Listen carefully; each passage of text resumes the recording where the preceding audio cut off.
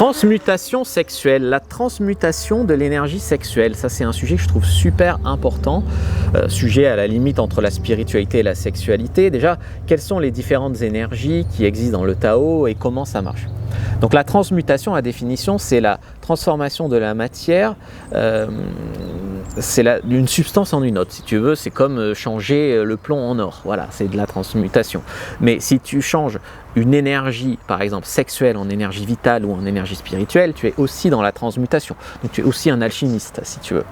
Dans le taoïsme, la compréhension de l'énergie repose sur les dualités des forces yin et yang, ainsi que sur la circulation du qi, l'énergie vitale. En plus de l'énergie associée au cerf, j'ai fait une vidéo sur l'énergie du cerf, voici quelques autres concepts d'énergie importants dans la tradition taoïste. Donc yin et yang, c'est la dualité fondamentale centrale dans la philosophie taoïste. Le yin est associé aux aspects féminins, passifs et réceptifs, tandis que le yang est associé aux aspects masculins, actifs et dynamiques. L'équilibre et l'harmonie entre le yin et le yang sont essentiels pour maintenir la stabilité dans l'univers et dans le corps humain. Le qi, le chi, c'est l'énergie vitale qui circule à travers le corps. La pratique du Qigong, par exemple, ou du Tai Chi vise à harmoniser et à renforcer cette énergie. Dans le contexte du Tao, de l'amour et de la sexualité, la circulation du Qi est souvent liée à la cultivation de l'énergie sexuelle. Le Shen est souvent traduit par esprit ou énergie mentale. Il représente la conscience, l'esprit et la vitalité mentale. L'équilibre entre le Shen, le Qi et le Jing est important pour la santé mentale et spirituelle. Le Jing c'est l'essence, ça se traduit par l'essence, c'est l'énergie vitale de base que l'on hérite de nos parents, d'accord? Parce que l'énergie vitale c'est ce qui crée la vie.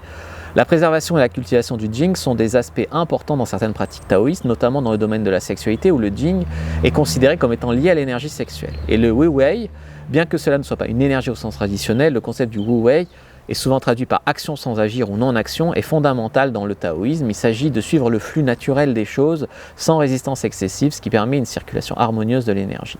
Ces concepts d'énergie dans le taoïsme sont interconnectés et font partie intégrante de nombre de pratiques taoïstes, qu'il s'agisse de la médecine traditionnelle chinoise, du Qigong, du Tai Chi ou d'autres formes de cultivation de l'énergie.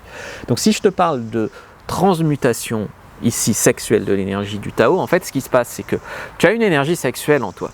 Quand tu baises de manière, on va dire, occidentale, tu éjacules et tu vides ton énergie sexuelle.